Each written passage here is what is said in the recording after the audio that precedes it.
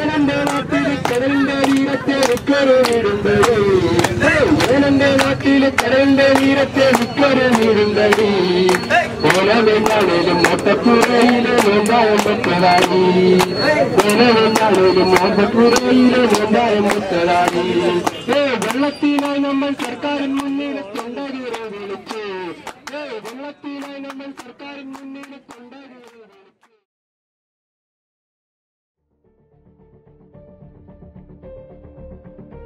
1962 സെപ്റ്റംബറിൽ ദേശീയ ബഹിരാകാശ കമ്മീഷൻ ചെയർമാനായിരുന്ന വിക്രം സാരാഭായി, ലോകപ്രശസ്ത ആണവ ശാസ്ത്രജ്ഞൻ എച്ച്.ജെ. ഭാഭ, മലയാളി ബഹിരാകാശ ശാസ്ത്രജ്ഞൻ ഡോക്ടർ പി.ആർ. പിഷാരടി, കൊല്ലം കളക്ടറായിരുന്ന കൊച്ചുകോശി, തഹസിൽദാർമാർ എന്നിവർ ഇന്ത്യൻ ബഹിരാകാശ ഗവേഷണ കേന്ദ്രം സ്ഥാപിക്കുന്നതിനായി ആലപ്പാട് പഞ്ചായത്തിലെ വെള്ളനാതുരത്ത് സന്ദർശിക്കുകയുണ്ടായി.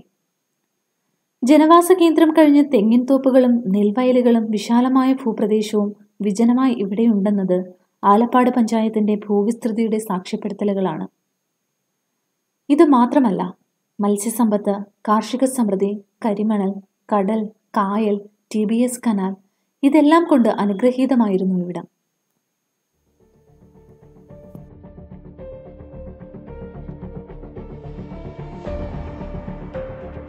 ഇന്നിവിടം വീതി കുറഞ്ഞ് വാല് പോലെ കടലിനും കായലിനുമിടയിൽ ഞെരുങ്ങിക്കിടക്കുന്ന ഭൂപ്രദേശമാണ്. ഇതിന്റെ മുഖ്യ കാരണമായി പറയുന്നത് നൂറ്റാണ്ടുകളായി നടത്തിക്കൊണ്ടിരിക്കുന്ന കരിമണൽ ഖനനമാണ്. കേരളത്തിലെ കൊല്ലം, ആലപ്പുഴ ജില്ലകളിലെ കടൽത്തീരത്ത് ഏതാണ്ട് 150 കിലോമീറ്റർ ദൂരത്തിൽ കരിമണലിന്റെ സാന്നിധ്യമുണ്ട്. വിദേശ കമ്പനികൾ തുടങ്ങിവെച്ച ഖനനം ഏതാണ്ട് അരനൂറ്റാണ്ട് കഴിഞ്ഞപ്പോൾ വ്യാപകമായി.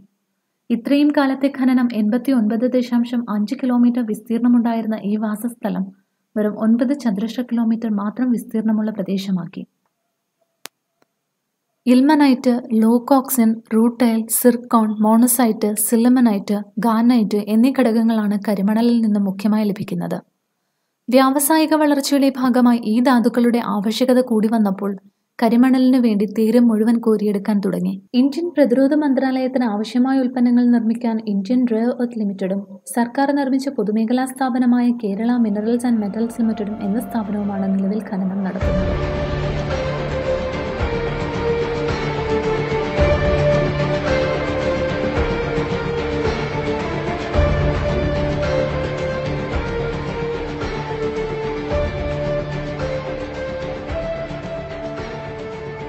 കൊല്ലം ജില്ലയുടെ പടിഞ്ഞാറ് ഭാഗത്തുള്ള ആലപ്പാട്, പൊന്മന പഞ്ചായത്തുകളിലും തൊട്ടു വടക്കുള്ള ആലപ്പുഴ ജില്ലയിലെ തൃക്കന്നപ്പുഴ, ആറാട്ടുപുഴ പഞ്ചായത്തുകളിലും തീരദേശത്തെ മണലിൽ വളരെ കൂടിയ തോതിൽ മോണസൈറ്റ്, ഇൽമനൈറ്റ് എന്നീ ധാതുക്കൾ ഉള്ളതായി കണ്ടെത്തിയിട്ടുണ്ട്. കൊല്ലം ജില്ലയിൽ 1932 മുതൽ ഈ ഖനനം ചെയ്ത് സംസ്കരിച്ച് വിവിധ ആവശ്യങ്ങൾക്കായി ഉപയോഗിച്ചു പോരുന്നു. എന്ന് പറയുന്ന ഒരു 4-5 കിലോമീറ്റർ ദൂരെ വരെ ഞങ്ങൾ ഓടി നടന്ന് കളിച്ച സ്ഥലമാണ്. അപ്പോൾ ഇപ്പോൾ എന്ന് പറയുന്നത് ഒന്നുമില്ല, എല്ലാം അയ്യാർക്കാരെടുത്ത് തീർന്നിട്ടുണ്ട്. ഇത്രയേ എനിക്ക് പറയാനുള്ളൂ. ഇനിയെങ്കിലും ഇതൊന്ന് അവസാനിപ്പിച്ച് ഈ ഉള്ള ഇത്തിരി മണ്ണെങ്കിലും ഞങ്ങൾക്കായിട്ട് ഇനി തരിക, ഇതേ പറയാനുള്ളൂ. FXP മിനറൽസ് എന്ന സ്വകാര്യ കമ്പനി ഏറ്റെടുത്ത കേരള സർക്കാർ രൂപീകരിച്ചതാണ് ഇപ്പോൾ അവിടെ പ്രവർത്തിക്കുന്ന KMML എന്ന സ്ഥാപനം. തൊട്ടടുത്തായി കേന്ദ്ര സർക്കാരിന്റെ കീഴിൽ പ്രവർത്തിക്കുന്ന IREL എന്ന സ്ഥാപനവുമുണ്ട്. തുടർച്ചയായ ഖനനം മൂലം തീരം ഇടിയുകയും കടൽ കൂടുതൽ കരയിലേക്ക് കയറുകയും ചെയ്യുന്നു. ആലപ്പാട്, പൊന്മന പഞ്ചായത്തിന്റെ തീരം കഴിഞ്ഞ കുറച്ചു കൊല്ലങ്ങൾക്കകം 7 കിലോമീറ്ററുകളോളം കടലെടുത്തു പോയിരിക്കുന്നു എന്നാണ് കണക്ക്. കുറച്ചു വർഷങ്ങൾക്ക് മുൻപ് വരെ മനുഷ്യർ ജീവിച്ചിരുന്ന ഒരു പ്രദേശത്ത് ഇന്ന് ബാക്കിയുള്ളത് പഴയ വിദ്യാലയത്തിന്റെ കുറച്ച് അവശിഷ്ടങ്ങൾ മാത്രമാണ്. ഞാൻ ആലപ്പാട് പഞ്ചായത്തിലെ പണ്ടാരത്തിൽ സ്വദേശിയാണ്. ഞാനിപ്പോൾ നിൽക്കുന്നത് IREL KMML എന്ന് പറയുന്ന പൊതുമേഖലാ സ്ഥാപനങ്ങൾ മൂലം ശ്മശാന തുല്യമായ പൊന്മന എന്ന് പറയുന്ന പഞ്ചായത്തിലാണ്. നമുക്ക് കാണാം, നിലവിൽ ഇവിടെ യാതൊരുവിധ ജനവാസ കേന്ദ്രങ്ങളും ഇല്ല എന്നുള്ളതാണ്. ഒരു കാലത്ത് 1500ഓളം കുടുംബങ്ങൾ തിങ്ങിപ്പാർന്ന ഒരു ഗ്രാമമാണ്. KMML എന്ന് പറയുന്ന കമ്പനിയുടെ അശാസ്ത്രീയ ഖനനം മൂലം എല്ലാം നഷ്ടപ്പെട്ട് വീടിന് ചുറ്റും കടൽ കയറി വന്നപ്പോൾ പലരും ഇട്ടെറിഞ്ഞു പോയിരുന്ന നാടാണ്. ഈ കാണുന്നത് ഈ നാട്ടിലെ ഒരു സരസ്വതി ക്ഷേത്രമാണ്. കുന്നുതറ LP സ്കൂൾ എന്ന് പറയുന്ന ഇവിടുത്തെ ഗവൺമെൻറ് വിദ്യാലയമാണ്. ഇതിനപ്പുറം കളങ്ങര LP സ്കൂൾ എന്ന് പറയുന്ന UP വിദ്യാലയമുണ്ട്. അതിൻ്റെ ഒരു ചെറിയ ഭാഗം പോലും ബാക്കിയില്ല എന്നുള്ളതാണ്.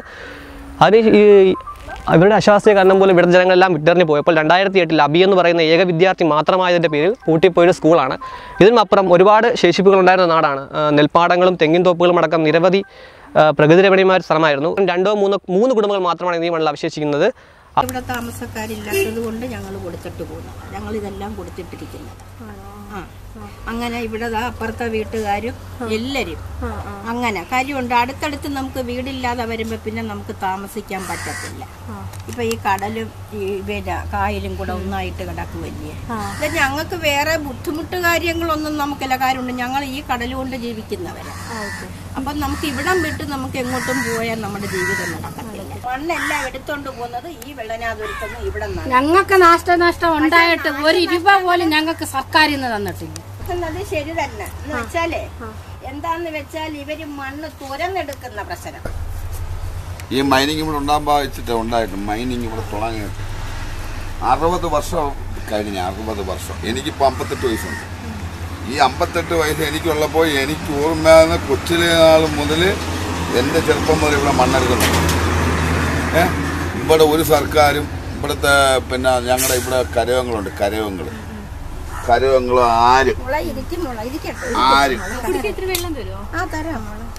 ആരും ഇതിനെ പ്രതികരിച്ചിട്ടുള്ള ഒന്നും വിജയിച്ചിട്ടുമില്ല. കടല് വന്ന ഈ സ്ഥലം നഷ്ടപ്പെട്ടു പോകും. കടല് അങ്ങ് കിടന്ന് മണ്ണെടുത്ത് വീടുകൾ വസ്തു കമ്പനിക്ക് കൊടുത്തില്ലെങ്കിൽ ഈ ഉള്ളതും കൂടെ കടല് കൊണ്ടുപോകും. ഇവരിപ്പോൾ ഖനനം ചെയ്യുന്നത് 3 ബ്ലോക്കിലാണ്. ഈ 3 ബ്ലോക്ക് എന്ന് പറയുന്നത് ഒരു 4.8 ഹെക്ടർ സ്ഥലത്തില്ല. ഈ 4.8 ഹെക്ടർ സ്ഥലം ഇന്ന് ഭൂപടത്തിലില്ല. ഇവർ കൊടുത്തതാണ്. IRE എന്ന് പറയുന്ന കമ്പനി ലീസിന് വേണ്ടി എൻവോൾവ്മെന്റ് ക്ലിയറൻസിന് വേണ്ടിയുള്ള EI റിപ്പോർട്ടിനാണ്, എൻവോൾവ്മെന്റ് ഇമ്പാക്ട് അസസ്മെന്റ് റിപ്പോർട്ടിൽ കൊടുത്ത മാപ്പാണ്. അവർ തന്നെ കൊടുത്തതാണ്. ഈ സ്ഥലത്തിന്റെ ഖനനാനുമതി അവർക്കുണ്ടായിരുന്നു 4.8 ഹെക്ടർ. പക്ഷെ ഇപ്പൊ അവർ ഖനനം ചെയ്യുന്ന 2 സ്ഥലം എന്ന് പറയുന്നത് 40.56 ഹെക്ടർ സ്ഥലവും 180 ഹെക്ടർ സ്ഥലവും. ഈ 40.56 ഹെക്ടർ സ്ഥലത്തിന്റെ എൻവോൾവ്മെന്റ് ക്ലിയറൻസിന് വേണ്ടിയാണ് കഴിഞ്ഞ വർഷം ഏപ്രിൽ ഇവരൊരു ഹിയറിംഗ് കൊല്ലം ജില്ലാ കളക്ടറേറ്റ് വെച്ചാണ്. അപ്പോൾ 1 വർഷം പോലും ആയില്ല ഇവർക്ക് എൻവോൾവ്മെന്റ് ക്ലിയറൻസ് കിട്ടിയിട്ടുണ്ടോ എന്നറിഞ്ഞത്. എന്നാൽ ഈ എൻവോൾവ്മെന്റ് ക്ലിയറൻസിന് അപേക്ഷിക്കുന്ന അല്ലെങ്കിൽ പബ്ലിക് ഹിയറിംഗ് നടന്നുകൊണ്ടിരിക്കുന്ന സമയത്ത് തന്നെ വർഷങ്ങളായി ഇവിടെ ഖനനം നടക്കുന്നു. ഇതെവിടെ നിന്നാണ്? ഇവർ തന്നെ 180 ഹെക്ടറിന് വേണ്ടി എൻവോൾവ്മെന്റ് ക്ലിയറൻസിന് വേണ്ടി കൊടുത്ത മാപ്പാണ്. ഇത് IRE മാപ്പാണ്. IRE കൊടുത്തിരിക്കുന്നത് അവരുടെ EI റിപ്പോർട്ടിനകത്ത് NISTയും സെസ്സിനെയും കൊണ്ട് പഠനം നടത്തി കൊടുത്തതാണ്. അതിനകത്ത് തന്നെ അവർ പറയുന്നു 1968 തീരദേശത്തിന്റെ ബോർഡർ ഇതാണ്, ഷോർ ലൈൻ ഇവിടെയാണ്. ഷോർ ലൈൻ ചേഞ്ചിന്റെയാണ് പറഞ്ഞിരിക്കുന്നത്. ഈ ഷോർ ലൈൻ 2017 ആയപ്പോഴത്തേക്ക് ഇവിടെ ഇത് അവര് സാക്ഷ്യപ്പെടുത്തുകയാണ്. സ്ഥലം പോയിട്ടുണ്ട്. ഇവര് ആളുകൾ അറിയാതെ ഭൂമി എടുക്കുന്നത്. ഭൂമി എടുത്തിരിക്കുകയാണ്. 2011 സെപ്റ്റംബർ 7-ാം തീയതി 180 ഹെക്ടർ സ്ഥലം, സെപ്റ്റംബറിൽ 180 ഹെക്ടർ സ്ഥലം കരുനാഗപ്പള്ളി രജിസ്റ്റർ ഓഫീസിൽ അവർ രജിസ്റ്റർ ചെയ്തെടുത്തിരിക്കുകയാണ്. ഈ സ്ഥലത്തിന്റെ ബാധ്യതാ സർട്ടിഫിക്കറ്റിന് ചെന്ന് കഴിഞ്ഞാൽ ഗവർണറുടെ പേരിൽ, കേരള ഗവർണറുടെ പേരിലാണ് അവർ രജിസ്റ്റർ ചെയ്തിരിക്കുന്നത്. ഈ ഇരിക്കുന്ന ഒരു ഇരയാണ് ഞാൻ. എൻ്റെ 16 സെന്റ് സ്ഥലവും വീടും അവർ രജിസ്റ്റർ ചെയ്തെടുത്തിരിക്കുകയാണ്. അണ്ണാ യൂണിവേഴ്സിറ്റിയിലെ ഓഷ്യൻ മാനേജ്മെന്റിനുള്ള സംയുക്തമായിട്ട് തീരദേശത്തിന്റെ കേരളത്തിന്റെ ഷോർ ലൈൻ ചേഞ്ചിനെ കുറിച്ച് പഠനം നടത്തി. ആ പഠനത്തിൽ അവർ ഇതുപോലെ എല്ലാ പ്രദേശത്തെയും മാപ്പിട്ടിട്ടുണ്ട്. അവരുടെ 247 പേജാണ് ആ റിപ്പോർട്ട്. അതിനകത്ത് പറഞ്ഞ കേരളത്തിൽ ഹൈ എറക്ഷൻ സംഭവിച്ചിരിക്കുന്നത്, അതായത് റെഡ് കാണിച്ചിരിക്കുന്നത് ഹൈ എറക്ഷൻ സംഭവിച്ചിരിക്കുന്നത് സ്ഥലങ്ങൾ അവർ നോക്കിയപ്പോൾ ഒറ്റ സ്ഥലമേ ഉള്ളൂ, ആലപ്പാട് പഞ്ചായത്ത്. ഏറ്റവും കൂടുതൽ സ്ഥലം ദ്രവീകരിച്ചു പോയിട്ടുള്ളത് ആലപ്പാട് പഞ്ചായത്തിലാണ്. അത് അവരാണ് പഠനം നടത്തി. ആ പഠനത്തിലാണ് പറഞ്ഞത് സാൻഡ് മൈനിങ് കൊണ്ടാണ് ഈ സ്ഥലം നഷ്ടപ്പെട്ടത്. കരിമണൽ ഖനനം കായലിനും കടലിനും ഇടയിലുണ്ടായിരുന്ന വിശാലമായ ഭൂപ്രദേശവും ഇതിനെ സംരക്ഷിച്ചു നിലനിന്നിരുന്ന കരിമണൽ കുന്നുകളും മധ്യ തിരുവിതാംകൂറിലെ പ്രശസ്തമായ മുക്കുംപുഴ പാടവും പണക്കട പാടവും വിവിധ കുടിവെള്ള സ്രോതസ്സുകളും നഷ്ടപ്പെട്ടു. ചാകര എന്ന പ്രതിഭാസവും തീരത്തിന് നഷ്ടമായി. കായലിനും കടലിനും ഇടയിൽപ്പെട്ട ആലപ്പാട് പഞ്ചായത്ത് എന്ന പ്രദേശം ദേശീയ ജലപാതയെയും അറബിക്കടലിനെയും വേർതിരിക്കുന്ന മണൽബണ്ട് മാത്രമായി. ആലപ്പാട് പഞ്ചായത്തിൽ നടക്കുന്ന നിയമലംഘനങ്ങൾ അക്കമിട്ട് പറയാം. National mineral policy mines and mineral development regulation act, the Mineral Conservation and Development Rules, Coastal Regulations Zone, the Environmental Protection Act, The Kerala Conservation of Paddy Land and Wetland Act 2008, mines and geology development നിർദ്ദേശങ്ങൾ, കേന്ദ്രം വനം പരിസ്ഥിതി മന്ത്രാലയത്തിന്റെ നിർദ്ദേശങ്ങൾ, സംസ്ഥാന സർക്കാരിന്റെയും mining lease special condition act തുടങ്ങിയ നിയമങ്ങളുടെ ലംഘനമാണ് ഇവിടെ നടക്കുന്നത്. ആലപ്പാട് വിഷയത്തിൽ IREയുടെ പക്ഷം ഇപ്രകാരമാണ്. സംസ്ഥാന മലിനീകരണ നിയന്ത്രണ ബോർഡിന്റെ ചട്ടങ്ങൾക്ക് അനുസൃതമായി ശാസ്ത്രീയമായും പ്രകൃതി സുസ്ഥിരത ഉറപ്പുവരുത്തിയുമാണ് ആലപ്പാട് മണൽ ഖനനം നടത്തുന്നത്. തീരമണലിനൊപ്പം ആലപ്പാട് വില്ലേജിലെ വെള്ളനാതുരത്ത് മേഖലയിലെ കരിമണൽ നിക്ഷേപവും ശേഖരിക്കുന്നുണ്ട്. ഭൂവുടമകൾക്ക് അർഹമായ നഷ്ടപരിഹാരം നൽകുന്നുണ്ട്. ഇത് അവരുടെ അനുമതിയോടുകൂടിയാണ്. മന്ത്രിമാർ, ജനപ്രതിനിധികൾ, സർക്കാർ ഉദ്യോഗസ്ഥർ, രാഷ്ട്രീയ ട്രേഡ് യൂണിയൻ നേതാക്കൾ, IREL ഉദ്യോഗസ്ഥർ എന്നിവരുടെ സാന്നിധ്യത്തിൽ ഗ്രാമപഞ്ചായത്ത് അംഗങ്ങളും സ്ഥലമുടമകളും ചർച്ച ചെയ്ത് അംഗീകരിച്ച പ്രത്യേക പാക്കേജ് പ്രകാരമാണ് നഷ്ടപരിഹാരം ഉൾപ്പെടെയുള്ളവ നൽകുന്നത്. മണലെടുത്ത ഭാഗങ്ങളിൽ ഭൂനിരപ്പിനൊപ്പം ശാസ്ത്രീയമായ രീതിയിൽ വീണ്ടും മണ്ണിട്ട് നികത്തി ഭൂവുടമകൾക്ക് കാലാനുസൃതമായി തിരികെ നൽകുകയാണത്രേ ഇവിടെ ചെയ്യുന്നത്.